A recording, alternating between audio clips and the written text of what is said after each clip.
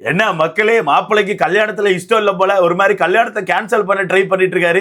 தொண மாப்பிள்ள 2 பேரும் உட்காந்து சமாதானப்படுத்திட்டு இருக்காங்க. நான் தான் சொன்னேன்ல ப்ரோ, காமு மாமாக்கு பயம் வந்துருச்சோ. பயம் வந்துருச்சுன்னு சொல்றதை விட பாருக்கான ஆட்டத்தை பத்தி ஒரு தெளிவு வந்துருச்சோ. பாரு கண்டிப்பா ஒரு பிளைம் கேம போட்டு நம்மள மாட்டி விட்டு போயிருவா, நம்ம தான் நடுரோட்ல நிக்க வேண்டியிருக்கோம், நமக்கான வாழ்க்கை காலியாருன்னு சொல்லிட்டு மாமாவுக்கு பயம் வந்துருச்சோ. அதனால நேத்து நைட்டே மாமா வந்து கொஞ்சம் புலம்ப ஆரம்பிச்சிட்டாப்ல.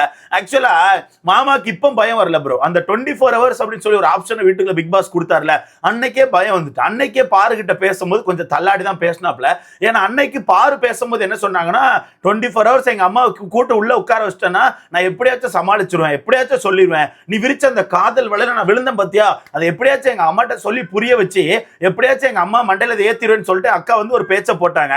அப்பவே நம்ம காமுக்கு தெரிஞ்சு போச்சு, ரைட்டு இவ வந்து நம்மள மாட்டி விட போறா, பிளேம் கேம் ஆட போறா, அப்ப கடைசியில மாட்ட போறது நம்ம தான், கடைசியில அசிங்கப்பட போறது நம்ம தான் சொல்லிட்டு முன்னாடியே காமுக்கு தெரிஞ்சு போச்சு. அதனாலதான் காமு ஒரு மாதிரி பயத்திலே சுத்திட்டு இருந்தாப்ல. இருந்தாலும் என்ன பண்ண, அப்பப்ப மாமாவுக்கு கண்ட்ரோல் பண்ண முடியல போல, நைட்டு பாருகிட்ட போயிட்டு ஒரு மாதிரி பேசிடுறாப்ல, ஒரு மாதிரி கடந்து போயிட்டு இருந்துச்சு. அந்த 24 hours மேட்டர் அப்பவே நம்ம கண்ணிக்கிட்ட விக்ரம்கிட்ட எல்லாம் உட்காந்து பேசியிருப்பாரு. ஓட்டுன்னு வந்துச்சுன்னா கண்டிப்பா நான் பாருக்கு போட்டிருக்க மாட்டேன், பாரு வந்து என்ன மாட்டி விட்டு போயிருவான்னு சொல்லி. அதே மாதிரி நேத்து ஒரு சம்பவம் இருந்துச்சு, அதை பத்தி நம்ம காலைல கூட வீடியோ போட்டிருப்போம். ஏன்னா நேத்துமே அக்கா உமன் கார்டை தூக்கிட்டாங்க. ஒரு பொண்ணுனா சொசைட்டில எப்படி பேசணும் உங்களுக்கு தெரியாது, ஒரு பொண்ணா அந்த வீட்டுக்குள்ள வந்து நான் பண்ணிருக்க விஷயத்தை வச்சு ஈஸியா என்ன வெளியே அடிப்பாங்க, உன்னை யாருமே எதுவுமே பண்ண மாட்டாங்க, ஒரு பொண்ணா என்னதான் அடிப்பாங்கன்னு சொல்லி அக்கா ஒரு மாதிரி அவங்களுக்கு நேரம் அந்த டாபிக் திருப்பிக்கிட்டாங்க. ஒரு பொண்ணா இவங்க பாவம், பையன் பிரச்சனை கிடையாது, அவன் தான் காதல் வலையை விரிச்சா, அதனால அவன் பிரச்சனை கிடையாது, ஒரு பொண்ணா நான் பாவம்னு சொல்லிட்டு அக்கா அந்த லைட்டை வந்து அவங்களுக்கு நிறைய திருப்பிக்கிட்டாங்க. அப்பவே காமமா உஷாராயிட்டாரு, ரைட்டு இவ அவங்க அம்மா கிட்ட நம்மளை மாட்டி விட போறா, நம்மளை காலி பண்ண போறான்னு சொல்லி நேத்து நைட்டே காமுக்கு தெரிஞ்சு போச்சு. அதனால நேத்து நைட்ல இருந்தே காமு கேட்டுட்டு இருக்குதுன்னா, இங்க பாரு எல்லாம் ஓகே, நம்ம 2 பேரும் எல்லா விஷயத்தையும் பண்ணியாச்சு, 2 பேரும் மியூச்சுவலா தான் பண்ணிருக்கோம், கண்டிப்பா வெளியே போய் நம்ம பேசிதான் ஆகணும், இந்த இடத்துல ரிட்டர்ன் பேசணுமா, நீ தான் சொல்ற இந்த இடத்துல நம்ம பண்ண விஷயம் வெளியே தப்பா போயிருக்குன்னு சொல்லிட்டு. அப்படி இருக்கும்போது திரும்ப நீ ஃபேமிலியை கூப்பிட்டு இங்க அதே விஷயத்தை எக்ஸ்பிளைன் பண்றாங்க பேர்ல 24 மணி நேரம் அந்த டாபிக்கை ஓட்டுனா, ஒருவேளை இது எனக்கு கெட்ட பேராக வாய்ப்பு இருக்குல்ல. நீ வந்து ஒரு கட்டத்துல நான் தான் பண்ணேன்னு சொல்லிட்டு போயிட்டேன்னா அது எனக்கு கெட்ட பேர் தானே ஆகும். நீ அந்த விஷயத்தை இப்படி ட்ரை பண்ற, வெளியே போய் கூட நம்ம பேசலாமா, ஏன் வந்து அதை உள்ள எக்ஸ்பிளைன் பண்ணணும்னு நினைக்கிற, என்ன ஆச்சு சொல்லு அப்படின்னு சொல்லிட்டு காமு கேட்கிறாப்ல.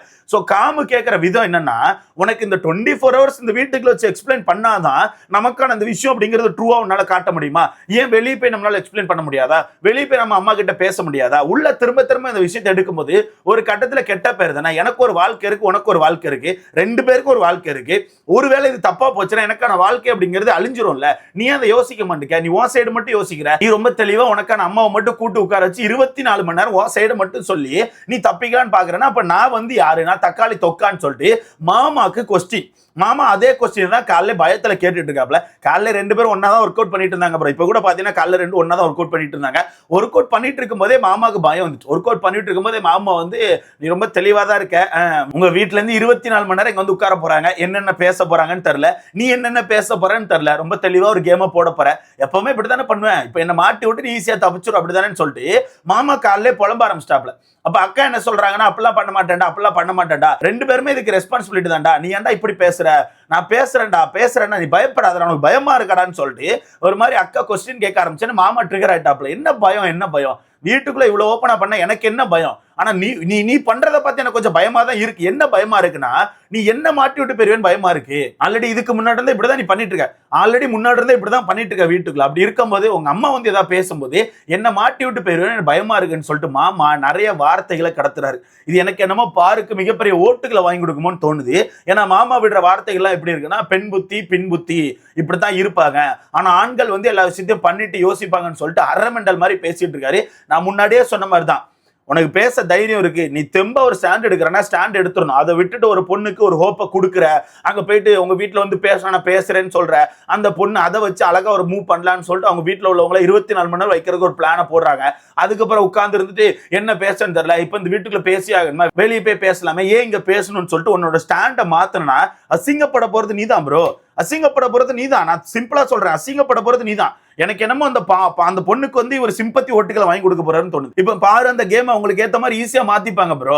அப்படியே சேடா இருக்க மாதிரி எங்கேயோ ஒரு முக்கில உட்கார்ந்து அழுதுட்டாங்கன்னா காமு ஏமாத்தின மாதிரி ஆயிரும். அவ்வளவுதான், காமு ஏமாத்தினா பாரு ஃபீல் பண்றாங்க, அந்த ட்ராக்ல போயிரும். இது எனக்கு தெரிஞ்ச அந்த ட்ராக்ல தான் போக போகுது. இப்ப இந்த முதல் ப்ரோமோல கூட பாத்தீங்கன்னா அவர் பயந்து தான் பேசுறாரு, ஃபுல்லா பயந்துட்டார். பயந்து என்ன சொல்றாருன்னா, இவ அவங்க அம்மா வந்த பிறகும் பல்ட்டி அடிச்சிருவாங்க, எனக்கு பயமா இருக்கு.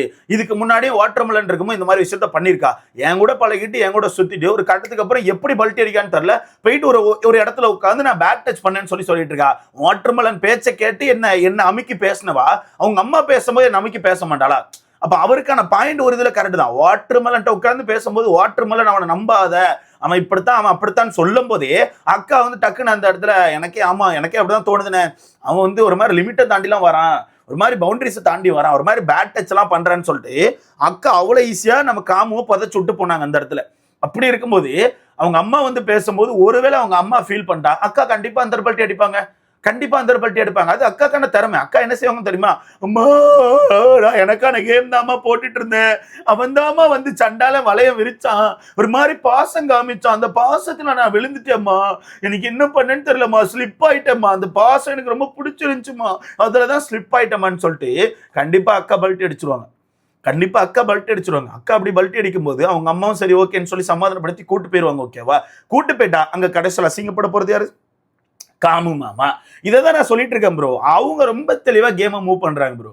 பார்வை பொறுத்தவரைக்கும் ரொம்ப தெளிவு ப்ரோ. ஒரு வாரமா அம்மாவுக்கு பயம் சொல்றதுக்கான காரணம் என்ன, ஒரு வாரமா உன்னோட வலையில விழுந்துட்டேன்னு சொல்லிட்டு காமு மேல அந்த பாயிண்ட வைக்கிறதுக்கான காரணம் என்ன, எல்லாமே அவங்க அம்மாட்ட ஒரு வகையில ஒரு டாபிக்கை சொல்லி தப்பிக்கிறதுக்கு தான்.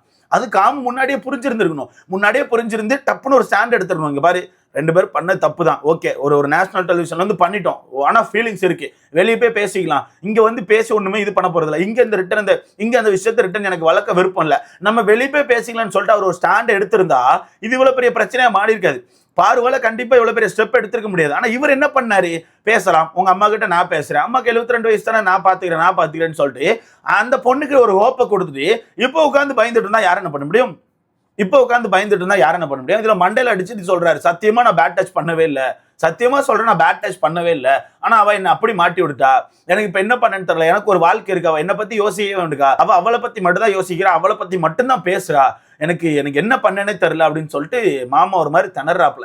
அப்ப அந்த இடத்துல அக்கா வந்து உடனே ஒரு வார்த்தையை விடுறாங்க, அவன் வந்து திடீர்னு எப்படி பண்றான்டா, ஃபேமிலியை பார்த்து பயப்படுறான் போல, ஃபேமிலி ரவுண்ட யோசிக்கிறான் போலன்னு சொல்லிட்டு அக்கா ஒரு வார்த்தையை விட்டோன்னே மாமா டென்ஷன் ஆயிட்டாப்ல. பயம் இந்த பயம்லாம் எனக்கு கிடையாது, திரும்ப பேசிட்டு இருக்க, நீ மூடிட்டு சரியா, ஃபேமிலியை பார்த்து எனக்கு யோசிக்கல, நீ மூடிட்டு, நான் யோசிக்கிறது நீ பல்ட்டி அடிச்சிருவேன்னு சொல்லிட்டு, பல்ட்டி அடிச்சா எனக்கான பேர் ஃபுல்லா காலி ஆயிரும். ஆல்ரெடி எனக்கான பேர் நீ ஒரு கட்டத்துல காலி பண்ணிட்ட பேட் டச்ன்னு சொல்லிட்டு, அதுவே வெளியே எப்படி பேருக்குன்னு தெரியல. அப்படி இருக்கும்போது திருப்பி இப்படி ஃபேமிலி ரவுண்ட் வரும்போது அங்க ஒரு பல்ட்டி அடிச்சிட்டேன்னா எனக்கான பேர் அப்படிங்கிறது ஃபுல்லா காலி ஆயிரும், அது நீ புரிஞ்சிக்க மாட்டேங்கன்னு சொல்லிட்டு மாமா ஒரு ஸ்டாண்ட் எடுக்கிறாப்ல. இங்க இவங்க 2 பேருக்கான ஸ்டாண்ட் நான் ரொம்ப சிம்பிளா சொல்லிட்டா ப்ரோ. காமுக்கான ஸ்டாண்ட் என்னன்னா, நம்ம பழகிட்டோம், எல்லாம் பண்ணிட்டோம், நிறைய விஷயம் மேபி தப்பா கூட வெளியே போயிருந்திருக்கலாம், பட் இந்த விஷயத்த வெளியே போய் பேசலாம், கண்டிப்பா உனக்காண்டி நான் பேசுறேன், வெளியே போய் பேசினா அவங்க அசிங்கப்படுத்தினாலும் சரி, சண்டைக்கு வந்தாலும் சரி, நம்ம சமாளிச்சுக்கலாம். அவர் யோசிக்கிறது அப்படிதான். ஒருவேளை அம்மா வந்து கோவப்பட்டு பேசினா கூட வெளியே வச்சு நம்ம சமாளிச்சுக்கலாம். ஆனா வீட்டுக்குள்ள இருக்கும் போது அம்மா ஒருவேளை கோவப்பட்டாலோ இல்ல வார்த்தைகளை விட்டுட்டாலோ அது அசிங்கம் தானே, அது வந்து எனக்கு அசிங்கம் தானே, எனக்கான வாழ்க்கை அது கண்டிப்பா எங்கேயோ பாதிக்கும்ல, அது வேண்டான்னு சொல்லிட்டு காமி யோசிக்காப்ல. பார்வை பொறுத்தவரைக்கும் என்னன்னா, நான் எங்க அசிங்கப்பட்டனோ அங்கே நான் வந்து என் பேரை காப்பாத்திக்கணும், எந்த இடத்துல அசிங்கப்பட்டனோ அங்கே வந்து நான் காப்பாத்திக்கணும், முக்கியமா என்னோட அம்மாவுக்கு தான் நான் பதில் சொல்லணும். அதனால அம்மாவை கூட்டு உட்கார வச்சு நான் எப்படியாச்சும் மேனிபுலேட் பண்ணி இதே ஸ்டேஜ்ல பாரு அப்படிங்கிற பொண்ணு ஒரு பாயிண்ட் ஆஃப் வியூல உண்மையா லவ் பண்ணான்னு சொல்லி காமிச்சிடணும்னு நினைக்கிறாங்க. இல்ல அம்மா வந்து கோமா இருந்தா இன்னொரு பாயிண்ட் ஆஃப் வியூல தெரியாம அந்த லவ்ல விழுந்துட்டாங்கன்னு சொல்லி காமிக்கணும்னு நினைக்கிறாங்க. ஸோ அவங்களுக்கு என்னன்னா, இதே ஸ்டேஜ்ல அவங்களுக்கான பேரை சரி பண்ணிட்டு போயிடணும். அதுல யாரு பஸ் கீழே போனாலும் சரி, யாரு லாரி கீழே போனாலும் சரி, அக்கா வீசிட்டு அவங்களுக்கான பேரை சரி பண்ணுவாங்க. அதுக்குதான் அக்கா ட்ரை பண்ணிட்டு இருக்காங்க. So simple. ஸோ நீங்க சொல்லுங்க, இதுல யார் எடுக்கிற ஸ்டாண்டு கரெக்ட்? அசிங்கப்பட்ட பேரை திரும்ப அசிங்கப்படுத்துறதா, இல்ல அசிங்கப்படுத்தின பேரை திரும்ப வெளியே போய் சரி பண்ண நினைக்கிறது கரெக்டா? இதை பத்தி உங்களுக்கான கருத்தை மறக்காம கமெண்ட்ல படுங்க. இதுதான் போயிட்டு இருக்கு. தொண மாப்பிள்ள 2 பேர் உட்காந்து பயங்கரமா பேசிட்டு இருக்காங்க. பார்க்கலாம் இது எங்க போய் முடியுதுன்னு சொல்லிட்டு. எனக்கு தெரிஞ்சு மாமா வந்து கண்டிப்பா சண்டை போட்டு உருண்டுருவாருன்னு நினைக்கிறேன். இப்போ கூட லைவ்ல போயிட்டு தான் இருக்கு. கண்டிப்பா அதை பார்த்துட்டு நம்ம அடுத்த வீடியோல கண்டிப்பா பேசலாம். ஸோ இதை பத்தி உங்களுக்கான கருத்தை மறக்காம கமெண்ட்ல படுங்க. வீடியோ லைக் பண்ணிக்கோங்க, சேனலை சப்ஸ்கிரைப் பண்ணிக்கோங்க.